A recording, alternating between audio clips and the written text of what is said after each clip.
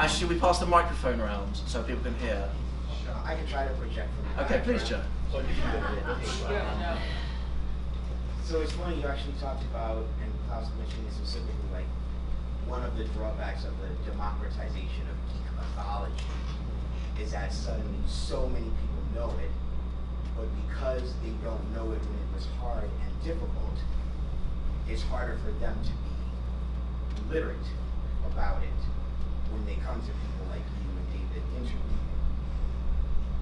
But on the flip side, when you, David, did parts of a whole, when you were doing, Daredevil, Klaus in the 70s and 80s, you couldn't know that it would be this. You were trying to get to the next month, you were trying to just do the best comic books that you could do. Is there some kind of satisfaction in the validation that now people are going to learn about Maya Lopez? That when Netflix decides we're going to do Marvel, we could have started with anybody. We're starting with Daredevil. Oh, I like everything you said. I like everything you said. That was well. I want to say something. When I started doing Daredevil, I was, first of all, I got asked to. I started on Daredevil as a writer, and I got asked to write it based on the writing in Kabuki. And Kabuki is a creator-owned series, so I was writing creators I created. So I can't write them wrong because they're my characters, right? So with Daredevil, there was I felt a twofold challenge. One was to be respectful to the rich history and mythology that the other creators had brought to this character before me, but number two, to also add something to it. You don't want to just be, talking about how awesome it was, or trying to redo that. They had brought an incredible grammar and vocabulary to this character and the art form, and I wanted to have a nod to that and be respectful of that, but I also want to be able to stand on the shoulders of those giants and add something as well. So I was conscious about that. I did say, like, wow, what a beautiful vocabulary you've brought to it, but I hope I'm adding something as well, and I'm going to make an effort to do that, and with the idea that 20 years from now, maybe somebody will like something I did and want to find it useful, when they're doing something too. But does that feel like a double-edged sword sometimes? Because obviously you've got this huge legacy of work. Daredevil's a very well-regarded book, but you want to put your own stamp on it as well. Yeah, you do. You want to feel like you're acknowledging and being respectful to what it is. You don't want to write it out of character. No. But you also definitely you have to bring something new to it at the same time, right? Yes. But yeah, I love the fact that now, that you mentioned Maya Lopez, Echo, a character I created when I did it. In fact, Joe Quesada was the artist when I started writing. He's the guy who hired me. And while I was writing and he was becoming the artist, he became editor-in-chief of Marvel while he was drawing the book that I was writing. And consequently, the books kept getting later and later while I was doing it. And so Joe started saying, like, I had written a full script, but Joe also said, hey, I'm getting busier doing editor-in-chief duties. Could you also send me layouts too? So he would, like, just to make his job a little quicker, I would do that kind of thing. But I said, Joe, that's so awesome. I'm excited to write this story, but because you're drawing it, I'm going to try to write to what I perceive as your strengths. In the same way that if I'm writing for myself, I'll kind of write to what I perceive as my strengths, right? Or to whatever artist you're working with. You want to infuse it with what you want to see and what you think they do good. Yeah. But I also want to ask them, like, what would excite you also? And so I asked that of Joe. Is there anything in particular you want me to write in the story that you want to be drawing? And he goes, no, write any story you want. I only ask one thing, and that's that you create a brand new character in the story, because everybody just keeps using, Wilson Fisk, Bullseye, and Elektra for every story over and over. And Kingpin, Wilson Fisk is borrowed from Spider-Man, and create a brand new character, for this. And that was specifically what was asked of me in writing the story. And so how wonderful that, I was happy with the character when I did it, and people, I feel like a certain amount of people connected to the character in a personal way, but how wonderful that, now almost 25 years later, another lease of life somewhere else. Yeah, the character made their first screen appearance in the Hawkeye series, and they're getting their own Echo series next year. And the character is deaf and indigenous, and the actress is also deaf and indigenous. And I thought she would there's a lot of ways that it could have went wrong, and I felt like they did a pretty good effort at she pulled it off. I felt like the character looked like the character that we made in the book, and had the right tone. Which is amazing. Yeah. So I love that it's reaching. It probably is a double-edged sword, but I love that it's reaching new people, and there's young people coming and discovering that story, who weren't born when I wrote it. Yeah. Cool. Well, Joe, thank you. So I have a question kind of about comics journalism. There are enough people in this room who do that, myself included, that and it's kind of all for all of you. Joel, what was it that brought you to make Tripwire? Were you reading Amazing Heroes and Comics Buyer's Guide? And Klaus, did you read the stuff as in the 80s that kind of led to what Joel eventually founded with Tripwire? Well, I guess, I read a magazine called Speakeasy, which is a British magazine, which had Grant Morrison in it, and it's an amazing, very funny columns. It's incredibly irreverent. And we started the magazine. I used to have music reviews. We dropped the music reviews after about 2 or 3 years, but there was stuff there. It was Comics International, which was a decent magazine. For the first 2 or 3 years, it was a free magazine that went up to 50 people. I mean, Amazing Heroes was a great magazine. Comics Journal had its moments, but I wanted something a little bit irreverent. I used to read Enemy and Melody Maker when I was in my teens, and I wanted something. We did upset some creators for the first 2 or 3 years. We upset Pete Milligan and a number of other people because I started the magazine. I was 19 years old. I was a kid. I didn't know what I was doing. So I would do things where I would upset people, but we got to learn, we got to understand that journalism isn't about winding people up. It was about, so we shifted. So yeah, I mean, Speakeasy was a huge formative influence on me. Amazing Heroes, they used to do this thing called they used to call it the preview special, where once a year they'd have these really cool, they'd have a list of all the comics coming out in the next year, and you get really excited. You think, wow, Barry Windsor Smith, it never came out, but he was talking about doing a Superman graphic novel, all these really amazing books. So yeah, I liked it, but Speakeasy was good. I mean, I felt like Comics Interview I used to buy occasionally, but we started incredibly primitively. I mean, this was let's go back. That was the very first issue that came out at the end of February 1992. It was a A4 stapled magazine. It was, I think it was pasted together. We used to use spray mounds, and it was incredibly primitive. I've got some old issues here with me to show people, to show just how primitive it was.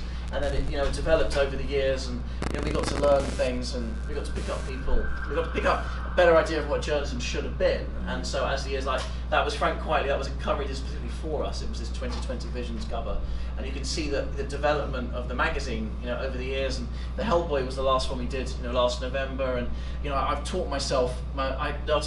First I used to use Quark, and I taught myself InDesign and then Photoshop. I taught all this myself. I'm a self-taught. I mean, I feel like a bit of a phony. I gave the anniversary book to Chip Kidd, who's one of the greatest graphic designers, in the last 30 to 40 years. And he said it looked great, and I still find it incredible that this man that's his job.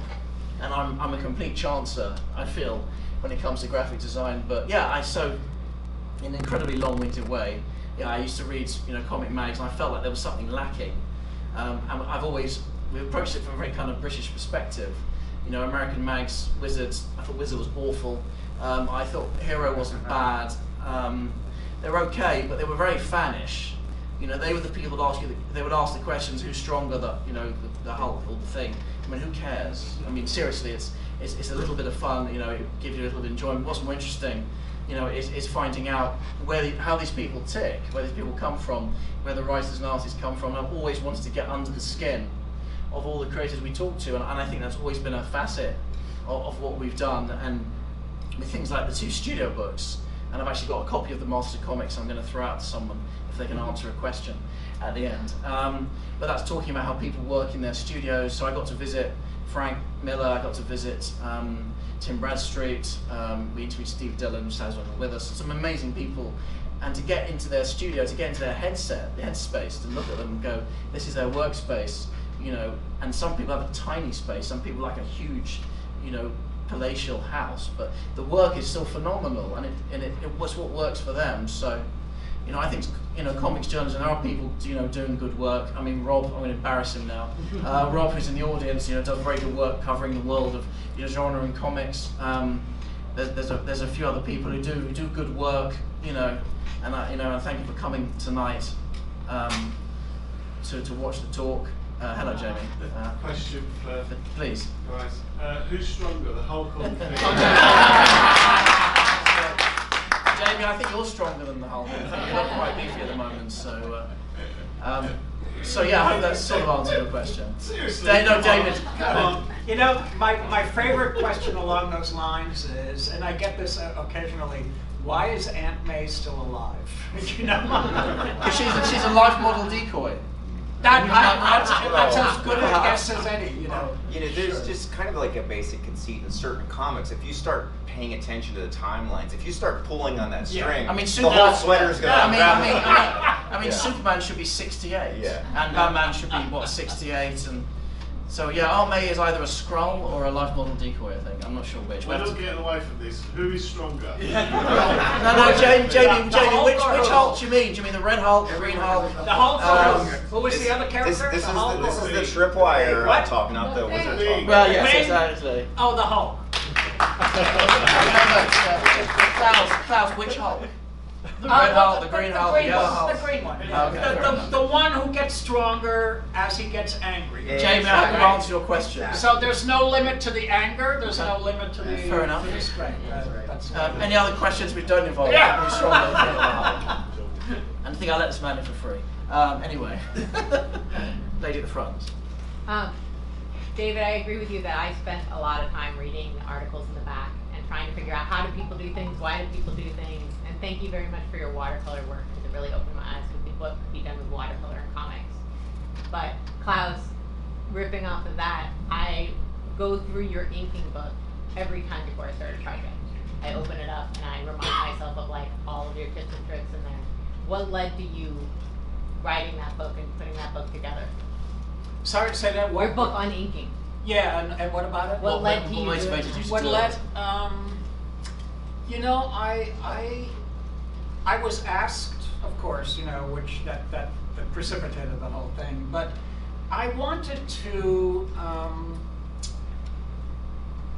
to make some sort of a effort to communicate to non-professionals and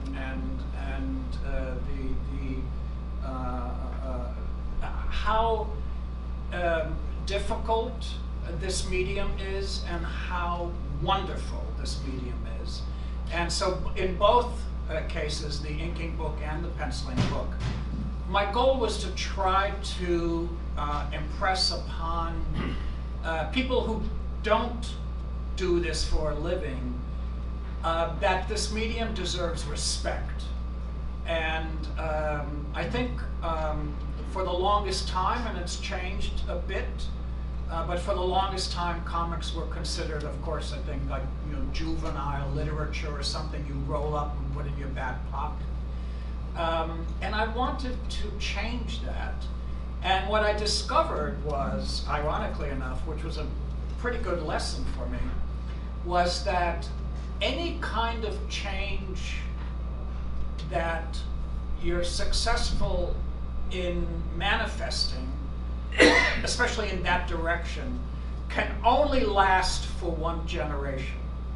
Because the next generation comes along and they're the same as the prior generation before they read the book. And so I was a little chagrined to discover that, but I realized that was a really good lesson for me. Does that answer your question? I really was intent on trying to,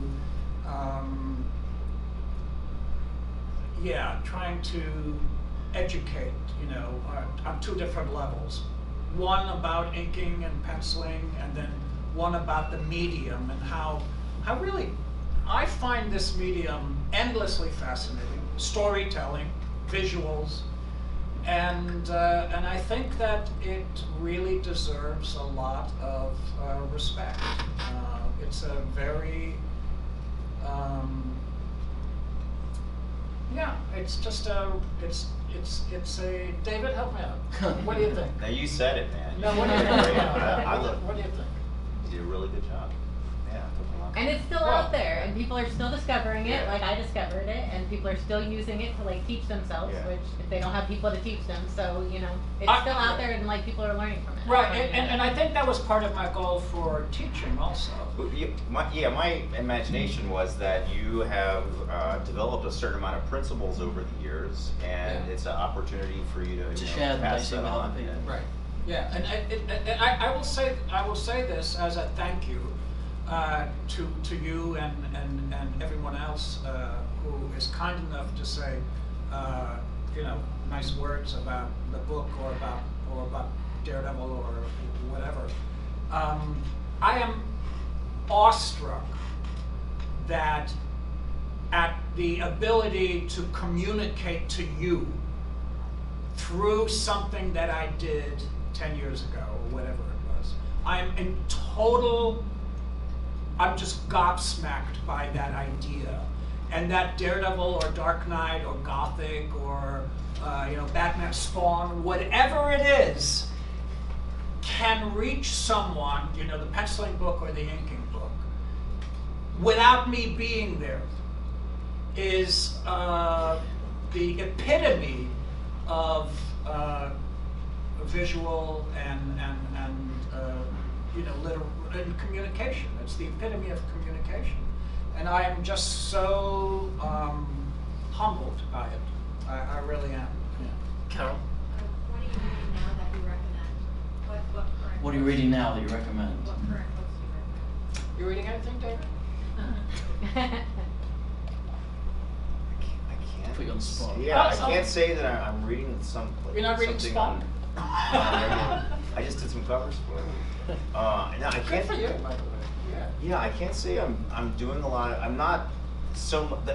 It's just a weird thing that the busier Yeah. you Yeah. get making Less time to stuff, have to read. you end up being less up on the contemporary things that are coming out right now.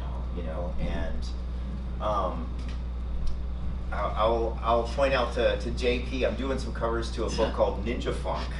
And it's a comic made by musicians, which I got a kick out of, and they're taking the point of view of their music point of view and trying to make Nice. a comic book equivalent Congratulations. of the music. So I'm enjoying doing those. I always like meeting, especially like younger people starting up to Yeah. have like a fresh idea about something or a unique point of view and are trying something unique and different. Because we're forever imprinted upon the stuff we grew up with and that we're nostalgic for.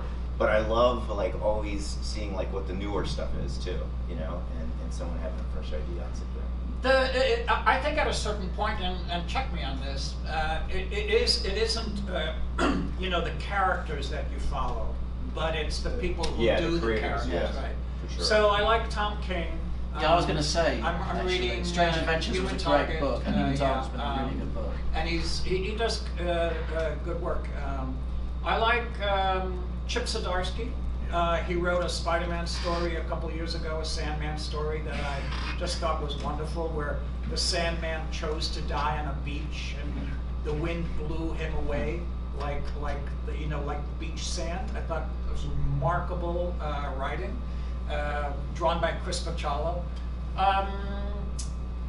I thought Zeb Wells, the most recent issue of Spider-Man I read with John Romita Jr.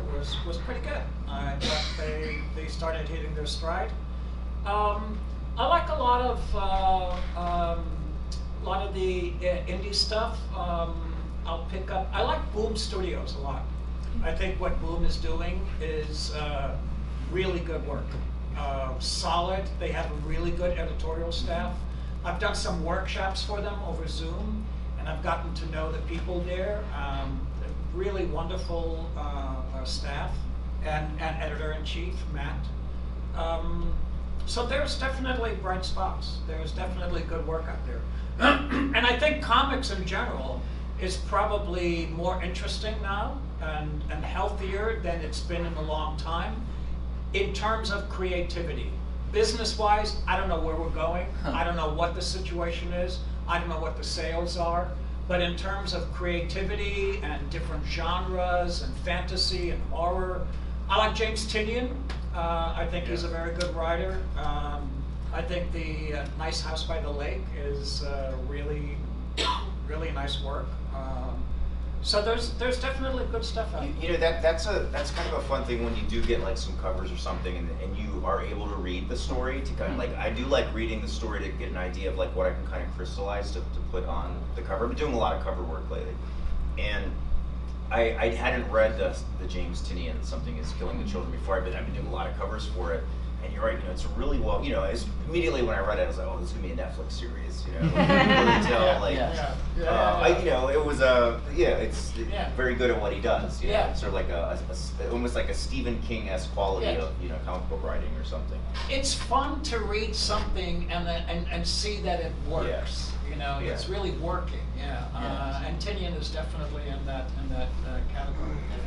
So we've got time for probably like one more question. So. Gentleman here. Yeah, this is a question for Joel, actually. Yes. So, it being 30 years of Tripwire. Yes. Congratulations. Thank you. Second, I remember when it was 10 years, there was the anniversary issue that had the Ashley Wood cover, yeah. Exactly, yeah, and that really was kind of my gateway drug into kind of what comic art could be. And I actually have a copy. This was our rather primitive 10th anniversary. He carries it everywhere. I do, yes. That's a really nice looking cover. Thank you. Yeah, he sent that by ISDN. You know, when people had, and it took like 8 hours to get this piece of art from Ashley Wood into my computer. Sorry, I interrupted you. Sorry. Go on. Oh, no. It's great to learn that. But yeah, so that's something that I got really excited about with Tripwire. And so, what were some creators that you're excited to see in the future? Well, I mean, we have as well as the anniversary book, which is available downstairs. We have a new print magazine coming out in November, which has got it's 40 years of Grendel. So we've got a big Matt Wagner interview. It's for 60 years of Spider-Man, 60 years of Thor. So we've got 2 historical pieces on that. It's 60 years of James Bond as well. So we're doing there's a German collector called Thomas Nixdorf who collects James Bond posters, and he's commented every single James Bond poster from Dr. No to No Time to Die. So that's running the next print mag. So, you know, we're always looking for interesting, you know, new creators. We've covered people like Ranvi, we've covered James Tynion, Johnny Christmas, who's he's not a young guy, but he's been around for the last few years, and he's won some awards. He did the Margaret Atwood graphic novel adaptation, very talented man. So we try and keep right. It's very difficult. There are so many creators out there now, and it's almost impossible to cover everybody. But we try and be democratic. We try and cover as many people as we can. And I'm still impressed by seeing, you know, new people's work, and you know, that's a nice thing, you know, wandering around the show or, you know, and seeing, you know, new guys that you don't know that their work existed. It's still really exciting. And you know, one of our roles is to shine a light on new talent as well as the established guys, because they'll be the established talent in 5 to 10 years' time. And so you try and develop an eye, hopefully, for the guys that are coming next. And it's still a great time for the industry. You know, you've got the movies, you've got the TV, you've got a very, very strong, very healthy comic industry with a lot of great creators and a lot of interesting publishers. So I think it's, you know, the death has been predicted, you know, every couple of years, the death of the comic industry, and it's still premature. So, you know, I think it's still a really exciting time. Yeah, I always like to ask people in the comic industry, do you guys still have a holy grail in terms of single issue floppies that you would love to own? If so, what would that? Do you have it, or you do not have it? Well, when I was a kid, so you know, I stumbled upon that Daredevil book with the Punisher, right?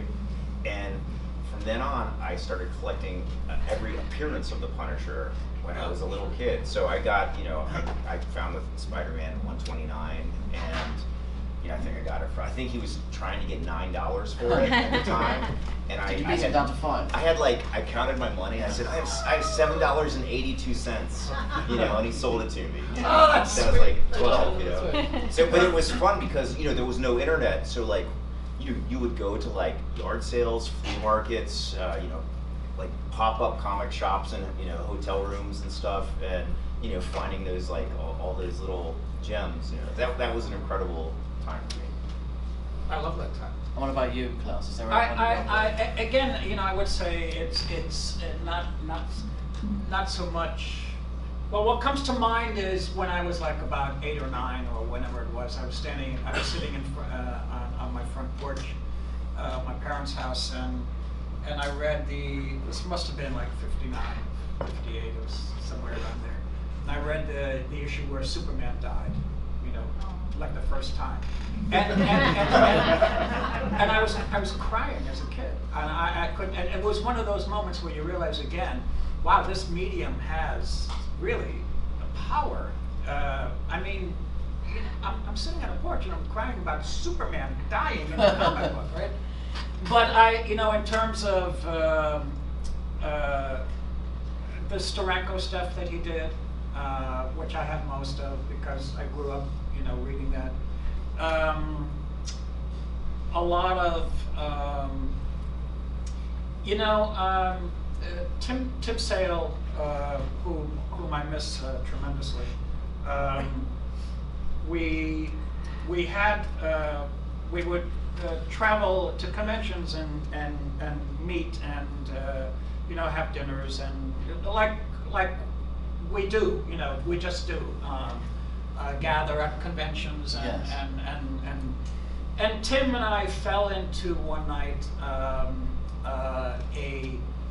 what is your favorite panel? Huh. And it was astounding how many favorite panels we had in common and that we could quote to each other. Yes.